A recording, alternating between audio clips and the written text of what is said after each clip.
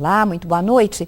Frente a frente desta noite destaca um livro que trata de um caso real, mas que poderia ser uma ficção. Uma tragédia que mobilizou a população gaúcha no começo dos anos 60. E o nosso convidado, o autor deste livro, é jornalista e como escreve o historiador Sérgio da Costa Franco. Ele produziu neste trabalho a mais cativante e documentada das suas reportagens. Nós estamos frente a frente com o jornalista e escritor Celito de Grande, que lançou nesta semana o caso Kliman, a história de uma tragédia. Boa noite, Celito. Seja bem-vindo. Boa noite. A minha satisfação de estar aqui com vocês e poder falar um pouco sobre livro, literatura, é uma alegria.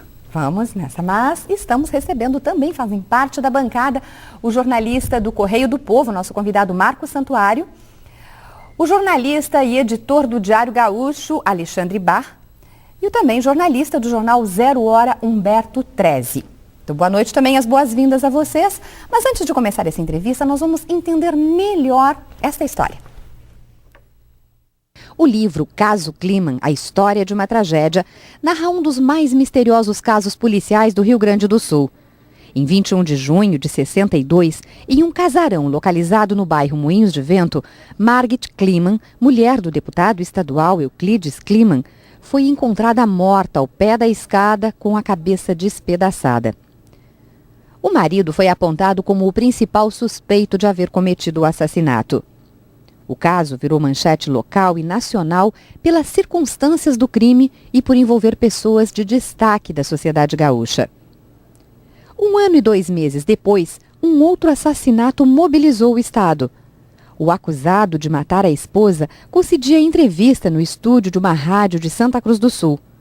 De repente, o estúdio foi invadido pelo vereador Caram Menezes, que matou Kliman com um tiro a queima-roupa.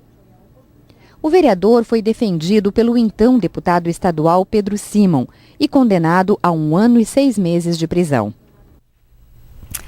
Bom, Celito, agora sabemos em rápidas pinceladas, claro que houve outros desprendimentos desse caso, né? Até depois o vereador ele foi condenado a mais tempo, mas nós vamos falar tudo no programa. O que eu queria começar contigo só agora, por que neste momento, quase 50 anos depois desse caso, o que te impulsionou, o que te levou a escrever sobre esse caso?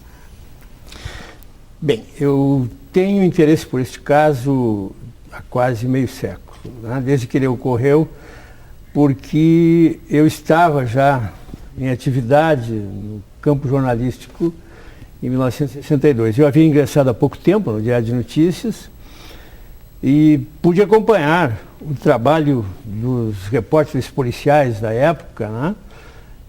Fazendo a cobertura do assassinato, em primeiro lugar, da Margit Kliman, depois o acompanhamento das investigações policiais. Aquela era uma época distinta em termos de jornalismo. Os repórteres policiais, eles se travestiam de investigadores policiais e disputavam até com os inspetores da polícia quem descobria o que em relação a determinados crimes. Então era uma efervescência a editoria de polícia. Depois, naquele ano, eu também fiz uma entrevista, naquele mesmo ano de 1962, eu fiz uma entrevista com o delegado Júlio de Moraes, responsável pelo inquérito. Foi quando tu começaste o envolvimento profissional com o caso? Assim, digamos que sim. Uma interferência maior. Exato. E, posteriormente, em 1965, eu acompanhei o julgamento do Marechal, como era chamado o vereador Floriano Peixoto Caram Menezes, daí o apelido de Marechal, o autor do assassinato do deputado Kliman,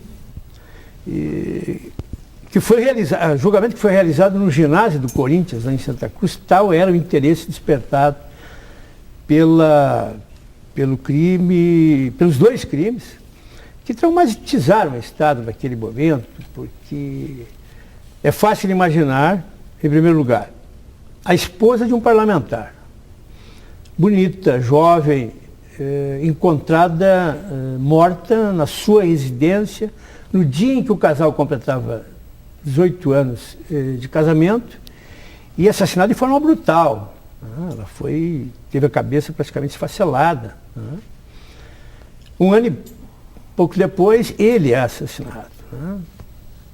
Considerando que ele sempre foi apontado pelo delegado responsável pelas investigações como o principal suspeito de autoria do crime. Essa história, portanto, me acompanhou todo esse tempo, mas havia uma dificuldade, que era o fato de as 3 filhas que ficaram órfãos não se dispunham a falar, por razões perfeitamente compreensíveis. E eu acho, né, o 13, Alexandre, Mário, o repórter tem que ter um pouco de sorte. Né? E isso aconteceu comigo em 2006, quando, através de um amigo, ele fez a intermediação para que eu me aproximasse da filha mais moça. E depois de uma conversa, ela acabou concordando em gravar um depoimento num outro dia. Bom, e aí sim, aí começou uma etapa de pesquisa, porque foi possível dar o start do livro, que era uma história que eu gostaria sempre Dependia de dessa ter aproximação. Isso tem a ver com uma essência do jornalismo, que é a investigação, né, Celito? Quer dizer, tu foi investigar para remontar um caso que tu, de alguma maneira, no contexto, tu presenciaste. Aquilo, naquele momento, já foi uma semente para que hoje tu lançasses o livro, quer dizer, o envolvimento, né? Não, sem dúvida. O que ocorreu? Eu havia guardado material daquela época, algum material. Né?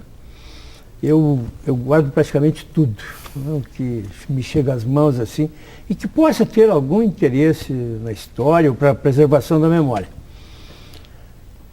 Mas havia essa dificuldade, que era o contato com as meninas. E quando elas se dispuseram a falar, um gesto de confiança, assim, que foi até surpreendente. Claro, a partir daí eu tive o auxílio de pesquisadores que me ajudaram junto ao Memorial do Judiciário. Lá em Santa Cruz eu estive mais de uma vez em contato com pessoas que haviam participado do episódio, né, que assistiram à morte do deputado. Alguns deles estavam presentes na rádio, né? Muitos estão vivos ainda. A Gazeta de Santa Cruz me foi extremamente útil também. Aqui nós pesquisamos no Museu Hipólito da Costa. Eu me dispus a ler todos os discursos que o deputado fez ao longo de 5 anos na Assembleia Legislativa. Né?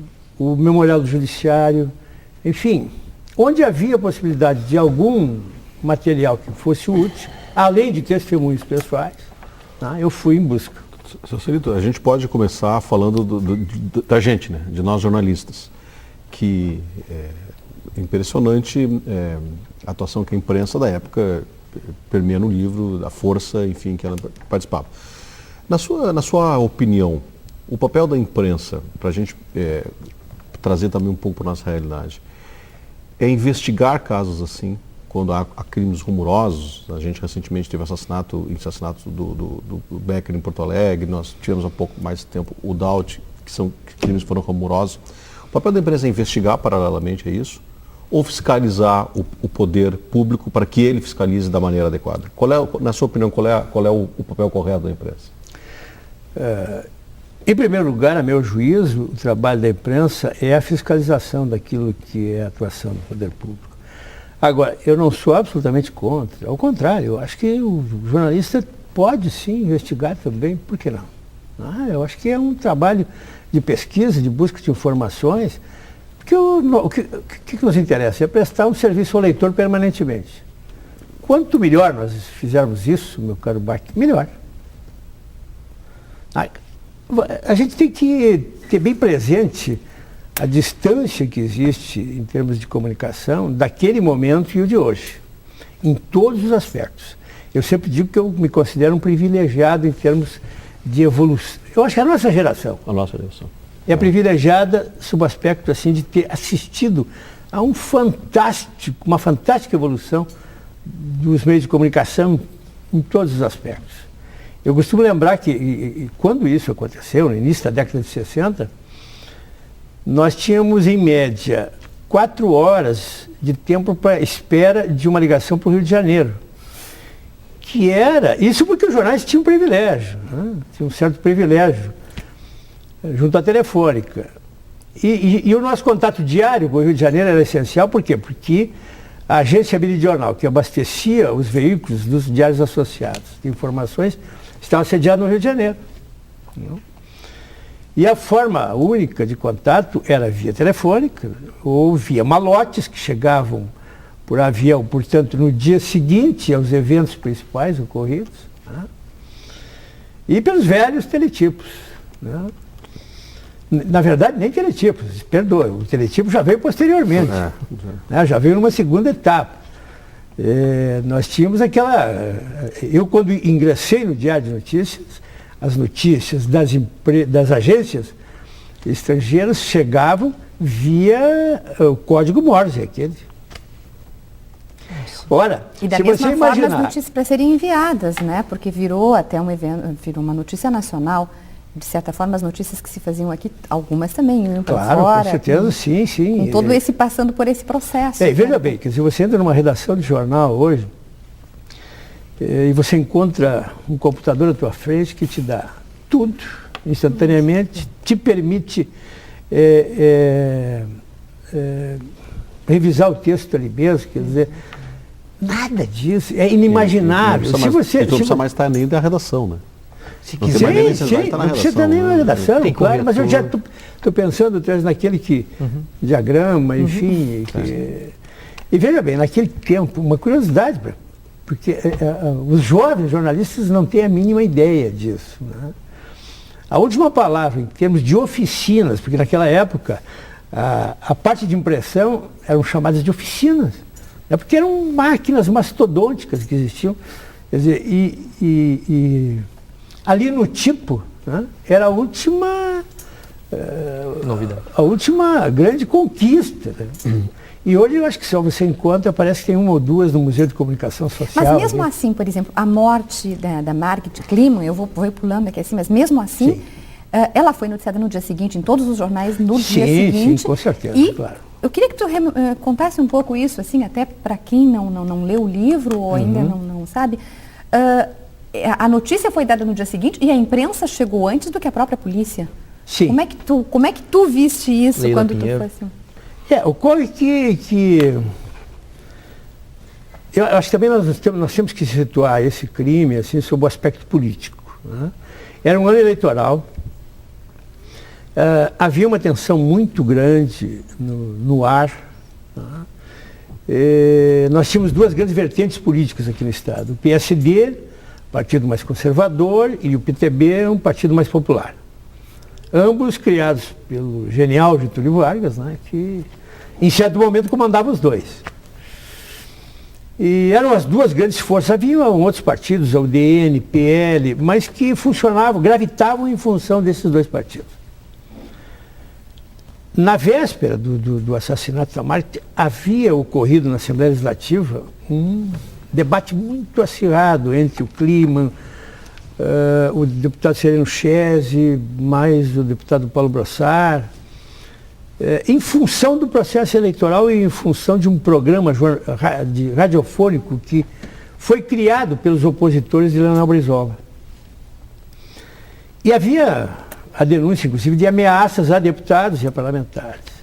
Então, o que aconteceu? No momento em que o deputado Kliman, junto com seu irmão, chegou em sua casa e encontrou a mulher assassinada, a primeira coisa que lhe ocorreu foi pedir que chamasse o deputado Ari Delgado, que era o líder do seu partido.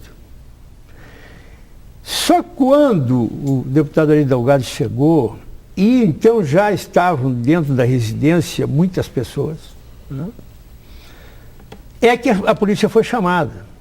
E antes que a polícia chegasse, muitos jornalistas já haviam chegado. Aliás, a primeira a chegar